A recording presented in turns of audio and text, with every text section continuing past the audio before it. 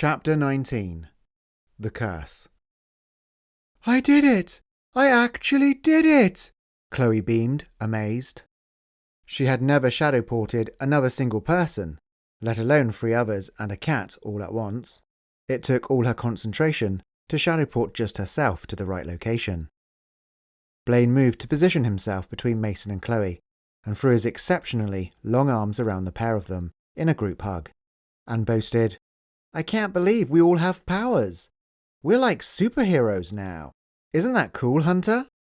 Blaine looked around, noticing his brother was not standing alongside them, and hadn't given his usual verbal backchat. Blaine called his name again with anxiety.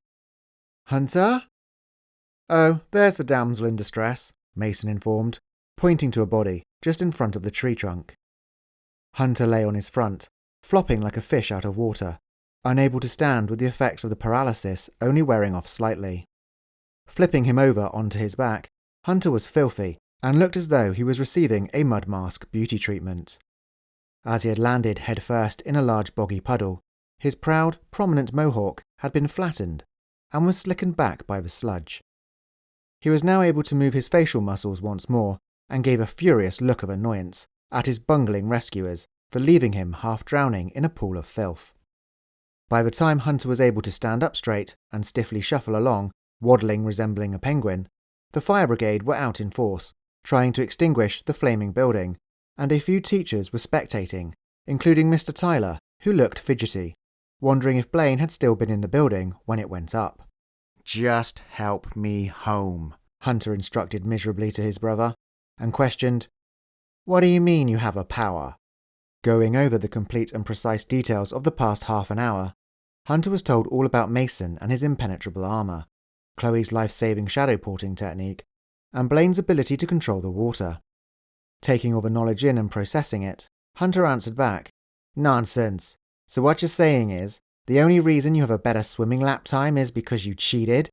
You have an unfair advantage in the water." Chloe chimed in, "It's understandable you're upset. You're just jealous that you don't have an ability." "Oh, he does," Mason interjected. Hunter looked at him as if he were mad and refused. "May, I certainly do not. You don't know what you're talking about. Your brain was clearly starved of oxygen when you were under the water for so long. We have all been exposed to harmful gas fumes, and our imaginations have played tricks on us. As far as I'm concerned, none of us were ever here." "Think about it," Mason said. "You seem to know secrets about people you couldn't possibly know. Locate and find your brother like he's been tagged, and the reason you've been feeling strange is because those feelings aren't even yours." "Who'd have thought it?" Mason continued, shocked and amazed. "You're a sensitive. You have the gift of empathy." Refusing to believe he was some sort of freak like the rest of them, he stopped paying attention to Mason's incessant ramblings, turned and very slowly, with great difficulty, started to put as much distance between them and himself as possible. "Don't you find it odd that we all imagined the same thing?" Blaine said, catching up with him easily and balancing him as he tripped, attempting to traverse a step. "What's the matter, Hunter?" Mason mocked. "You're so sensitive you need to put on a chick flick and have a good cry?" Chloe had never before felt so good about herself, filled with confidence, after her winning save. She remembered what she had found on Hunter's shelf in his bedroom, the night she accidentally shadow-ported to the twins' 15th birthday party, and she stood out from Mason's shadow, and calmly said, "We all need to have a good cry from time to time. If you want, Hunter, I can lend you my copy of Ned Copeland's Greatest Love Songs on CD. But then again, you already have that, don't you?" Livid, Hunter shook with annoyance, steadied himself on Blaine's shoulder, and launched his acid-tongued declaration. "If you think there's a feud between us now, Queenie, you wait till Monday. I will bring an endless rain of pain to your pathetic life, and when you beg me to stop, I simply won't. I'll make sure everyone knows what freaks you and Chloe Draper are. That I promise you." Lines had been drawn as a new chapter in the boys' rivalry was about to begin, this time bigger and potentially more volatile than before. However, an unexpected newcomer entered the battlefield and threatened to detonate a weapon so powerful it made Hunter retreat and run for the hills. As Blaine and Mason cast a suspicious and unbelieving eye over the most popular kid in school, who would never dare admit to being a fan of the US teen pop sensation. But I can't believe you got your copy signed. Is he just as dreamy in real life? Chloe further speculated. So what was he like live in concert? Because the CD's only recently been released, so you would have had to have met him to get it signed. I don't know what you're talking about, Hunter refuted. Blaine twigged. Wait, you did go to a concert a few weeks back, and you said it was a new rock group who I wouldn't have heard of, and I couldn't come because there was only one space left. Dude, did you seriously go and see Ned Copeland? That is really embarrassing. Stuck for words, Hunter blurted, I got it signed for Liv, okay? So you're all wrong. Knowing it was a lie, Chloe challenged. So why does it say to Hunter? Is Olivia planning to change her name? Hunter was baffled. How did she know? She had only ever been to their house once in her life, and that was when they were 10. Don't worry, your secret is safe with us, Mason reassured. I'm keeping this ammunition in the bank for insurance purposes, just in case you try anything, or if one day you really annoy me. You ought to be careful, Hunter warned. That's all you've got. I'll tell everyone myself if you force my hand. You should never underestimate me. I'm a star. I can resurrect my tattered reputation from the social graveyard, and I'll bounce back even stronger. Then I'm coming for you and your little redhead too, he scoffed as he put his own spin on another famous movie quote. There is one more thing you should know, a little mousy voice squeaked. Chloe took a couple steps forward, taking centre stage. Focusing on the ground, she politely said, If you try and bring me or Mason down, I will personally destroy you. I will shadowport you into the heart of the nearest volcano and leave you there. Try bouncing back from that. Mason and Blaine looked at each other, making sure they were both hearing the same words, and then turned back to Chloe. I could come at any time. You don't need to leave the door unlocked. Then her eyes darted up and she looked directly at him. Without moving her lips, Hunter could read her thoughts clear as a bell, and heard the other half of the sentence. The same voice flowed through his mind, but this time much louder and determined, stating with great conviction, Because I don't need a key. He swallowed hard, as a lump appeared in his throat. It dawned on him that the little weak, insignificant girl with allergies, who he loved to mock and ridicule, had just risen and ascended far higher above him on the food chain, and was now looking down. Using her shadow-porting ability, she had discovered his musical guilty pleasure, and if she chose to act on her threats, he would be powerless to stop her. Hunter went silent and pale, as Chloe finally stood up to her bully, achieving what her parents had wanted her to do all along. Hunter still said nothing. Hunter, are you okay? You don't look too good, Blaine asked. Take me home right now, he quietly demanded out of the corner of his mouth, and as he and his brother turned to walk home, Blaine waved goodbye to his friends. Shuffling into the distance, Hunter, with his ego firmly punctured and deflated, said, This is craziness. This has been the worst day of my life. This did not just happen. Comforting his brother, Blaine consoled, It's understandable you want to forget this day. Your teacher tried to mate with you, eat your head, and feed the rest of us to her offspring. And we nearly exploded along with part of the school. No, Hunter roared, seething.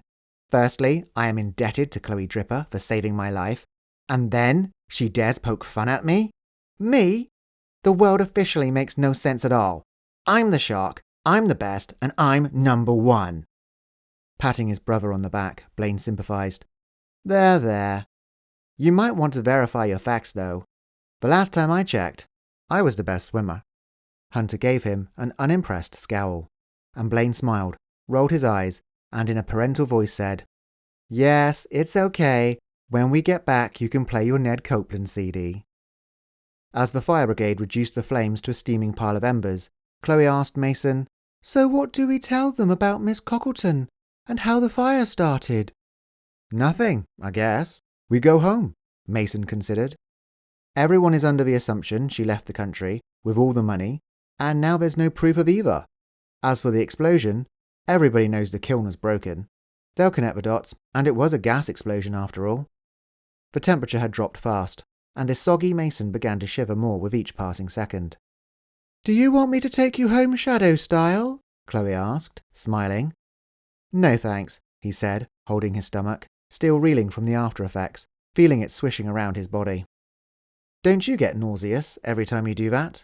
Contemplating the thought for a moment, she shrugged and said, No, I guess I don't.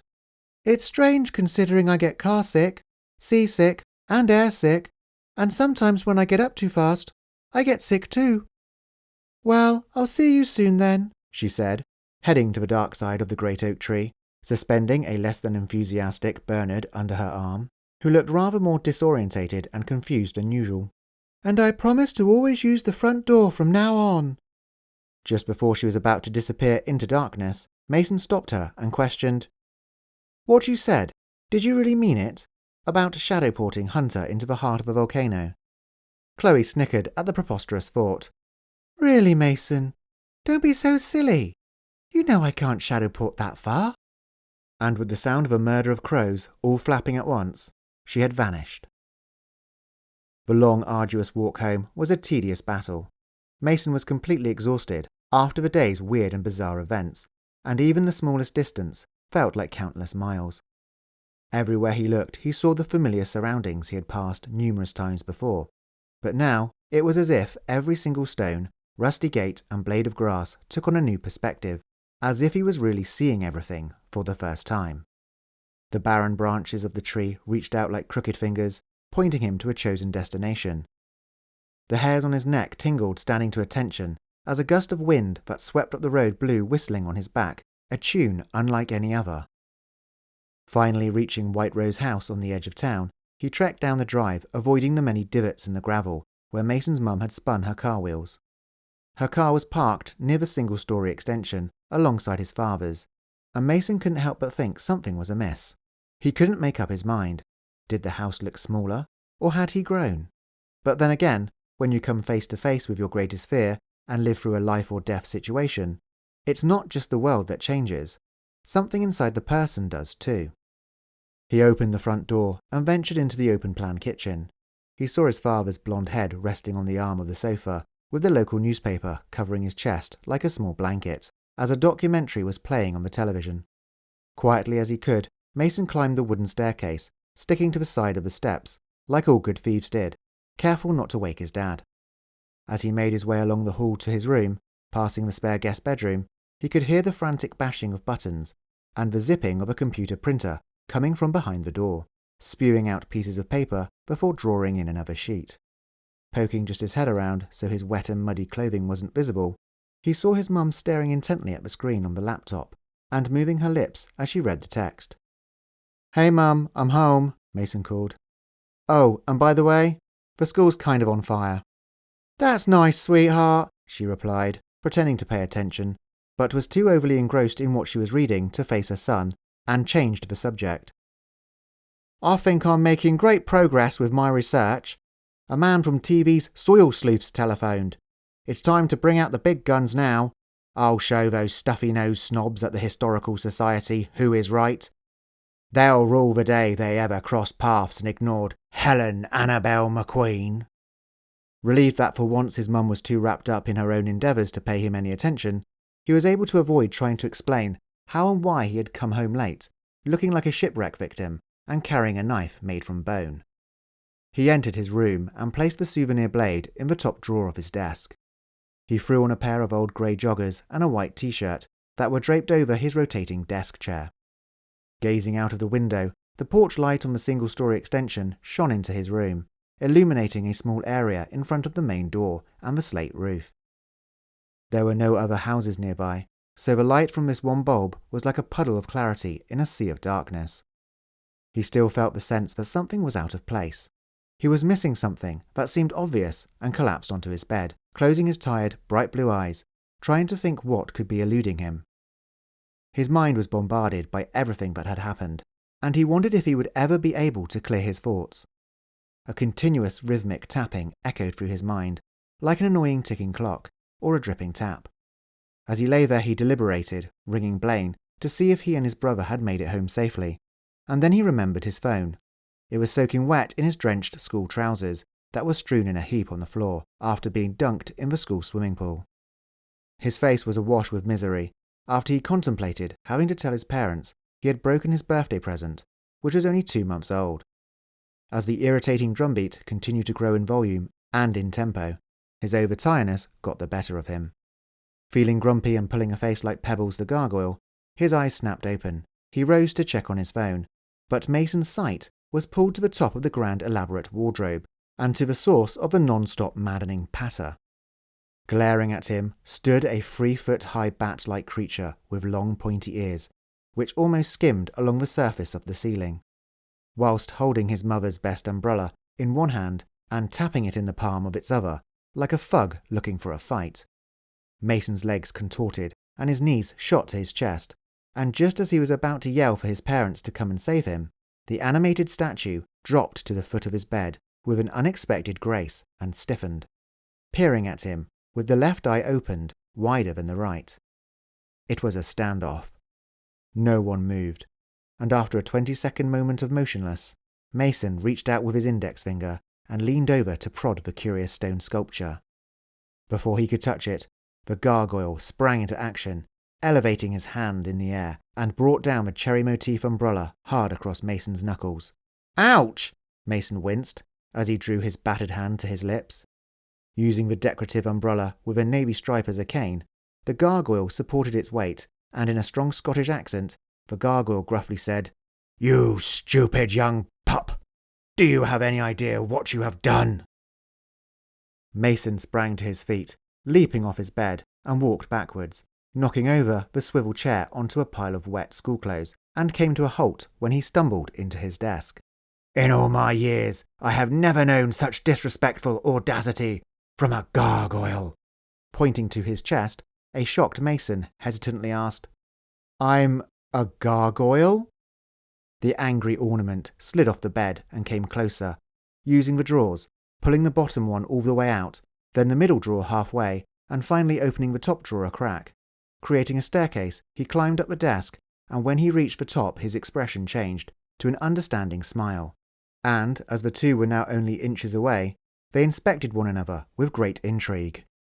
Suddenly, Pebble's smile turned into its typical everyday grimace, and it belted Mason up the side of the head with a brolly. Mason once again cringed in pain, this time holding his left ear. The gargoyle lectured, "Of course you're a gargoyle, you insolent pup. What else would you be?" Taking a seat on the windowsill, the gargoyle proudly announced, "My name is Obsidian, protector of the mainstay and head of the Libran Order. We gargoyles share a unique bond. We sense a worldly equilibrium and something far more powerful. Surely even a mongrel half-breed like you can sense a kindred spark." Slightly offended at being called a mongrel, Mason looked upon the creature with an unjustified sense of trust and belief, recalling his mother's story of the time he took a random fondness to the stone statue at an antiques fair and refused to budge unless she bought it for him. Obsidian peered out into the dim, and, even though it was pitch black in the distance, he could see all with his eyes as black as onyx. "You have awoken me too early.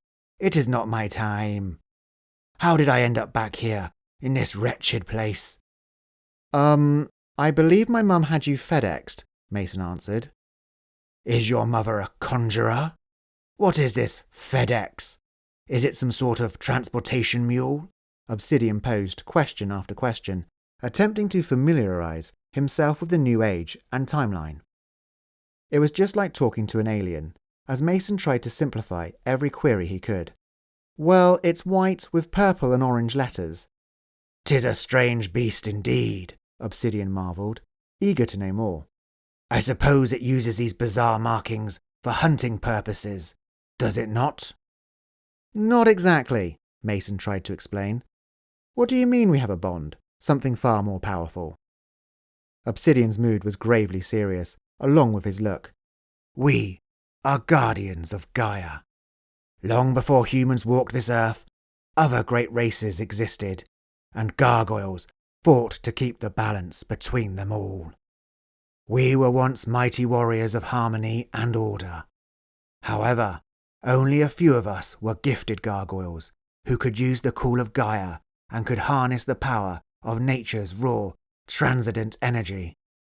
Through a roar, the wielder could shape the world in any image they saw fit, quell the dry deserts, calm the raging seas, and even give life to the dead and you, like me, are one of those select few." Reeling from his words, Mason picked up his burgundy desk chair off the floor and sat down, trying to comprehend the thought of having this tremendous capability. So that was the ball of light he used against Miss Cockleton. The call of Gaia was able to wake her and help her to control herself for a while from her insatiable killer instincts. "There is, however, always a price," Obsidian warned. "It has always been too much responsibility. No one mere creature should have this much power, and if you choose to create a perfect and fruitful paradise on one side of the planet, you would inevitably bring doom upon the other side, creating a barren, uninhabitable wasteland. Nature has, and always will find a balance. Whatever you give has to be taken from somewhere else. Could you make a decision like that? Take the very essence of life from someone to give to another. Thank Gaia you haven't, and pray you never will. It is the Gargoyle's burden, and has been branded by all as the Gargoyle's curse." Mason listened attentively and asked, "There's always another way. A loophole. There has to be a way to use the curse and not risk harming others." "Just the one," Obsidian answered, vaguely impressed that even a half-breed like Mason could think like a true gargoyle. "You can, however, levy your own body and life force. In most cases, it is fatal for the user. It depends on the amount of power you drain from your very self. It is the ultimate noble sacrifice a gargoyle can make." "So, what are my friends?" Mason quizzed. "Are they gargoyles too?" The pair began to discuss his friends in great detail, what abilities, personalities, and character traits they possessed, and what happened to Miss Cockleton, the art teacher. "Sadly not, dear boy. This world has changed so much. I can't tell you what they are without more in-depth information. They may be beings that I have never encountered before. They may not have even existed in my time, just like this majestic FedEx creature you speak of. But I am certain they are not of our kind." Reaching into his slightly open top drawer, Obsidian picked up the white bone dagger and struck it on his small bulky stone arm. The bone vibrated and resonated the tuning fork sound, and he added, "I can, however, tell you what creature your teacher had become. Usually the blade is far bigger. It may have been a human hybrid, but you fought a Papillion sect. They are nasty blighters, especially the queens. The Papillion arias, they are able to blend into the background and have an attack called the Siren Song, which gives them the ability to increase the density within its prey's body tissue, bone structure, and organs, weighing down its victim internally until it buckles, unable to move due to its amplified mass." "But I couldn't save her, and she died," Mason said, depressed. "She was a nice person, and a good teacher." Obsidian wiggled off the edge of the windowsill and held out his petite, rough, claw-like hand in an effort to console the forlorn boy. When Mason reached out to accept his offer of condolence, Obsidian whacked his hand hard with the umbrella again and lectured, "It's a good job you did stop her. They only have two goals in life, to eat and procreate. When a Papillion sect are in their larvae form, they are quite harmless. Some may even say they even look cute." He wrinkled his nose in disgust at the very notion. "They are quite gentle at birth, munching on tiny scraps, but as they get bigger, so does their hunger.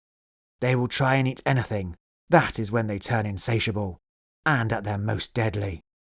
If this Papillion sect had mated and produced offspring, she would have done so in the hundreds, and, like a plague, they would have ravaged this land, picking it clean of anything edible within months."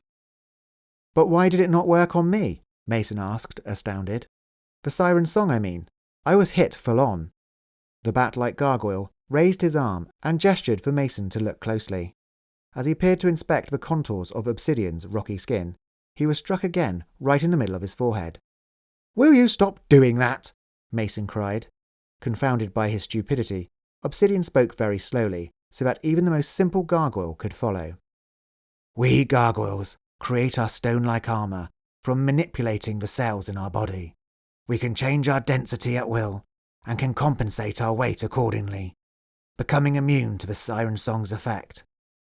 That is how you can create impenetrable armoured skin, become heavy as stone, and enter a protected state of hibernation. Mason had a flashback to the day of the bus crash, when the divers had to drag him along the riverbed, and having no pulse, made his miraculous recovery from being submerged under the water for so long. The fact I now walk and talk is testament to your dim-witted frivolous use of the curse. Nature's energy is unexpectedly stirring, and Gaia only knows what else you have awakened. Nature has a simplistic beauty. Everything gets recycled. Nothing is ever wasted, no matter how insignificant it may be. The creatures of old may have died out, but a small part of them lives on in the new inhabitants of this earth. You are human, but you have the nature of a gargoyle. Your powers are surfacing because the old world has decided to resurface, clawing its way back into existence. But I only used the gargoyle's curse once, and that was by complete accident, Mason insisted. Really? Obsidian doubted, hopping back onto the windowsill. It was now early Saturday morning, and they had been talking for hours. Looking through the glass, Obsidian said, If you haven't been using the gargoyle's curse, then why are all the plant life around this dwelling almost dead? I swear, I've only ever roared once, he declared. Apart from a short spell of midnight howling in my sleep. That's it. The umbrella collided hard with Mason's arm, as Obsidian shouted, Your inner gargoyle sensed something bad was coming. Probably the dangerous destructive evolution of your teacher. And, because of your inability to control your powers, subconsciously knowing you weren't strong enough, you drew the energy from the plant life outside and released it into the nearby populace to awaken the ancient natures of other humans, in hope some would come to your aid. That was no mere howl. It was a call to arms. Mason gasped. What have I done? You have irreversibly sped up their transitions. They might or might not have changed eventually, but you used the curse to give them a boost. You need to be wary of your friends now. They too could share the same fate as your unfortunate teacher. You must not trust them. Considering pitting brother against brother, friend against friend, Mason shuddered at the thought. Were his friends now destined to turn, fight and destroy each other, all because of dark urges that lurked in the depths of their beings? Mason felt sick. Was Chloe actually serious about shadow-porting Hunter into a volcano if there were no limitations on her power? Was she the one who was going to change next? Obsidian was now genuinely apologetic. It is with regret I must inform you, speaking from experience, that gargoyles can only ever truly trust other gargoyles. A couple of weeks ago, the only thing Mason Duncan McQueen, the typical average 15-year-old boy, had to worry about was school, homework, and what mean stunt Hunter Montero was going to pull next. Now he carried all the weight of the world and shouldered the guilt of the gargoyle's curse. Blaine, Chloe and Hunter's true inner selves had been awakened, along with unknown others, a lot sooner than anticipated. These were the consequences of Mason's actions. For over 6 years, he had looked over the same predictable view, but it now seemed filled with uncertainty, as he wished for those days to return. Resting his forehead against a pane of glass, he despaired. How am I supposed to confront them? I can never look at them in the eyes again. They must never find out. They can never know. But I am the one who has cursed them all. End of Book 1. This has been an audio production of Mason McQueen and the Gargoyle's Curse. Written and read by G. Batten. All rights reserved. The story continues in Mason McQueen and the Year of the Hollow. Thank you for listening.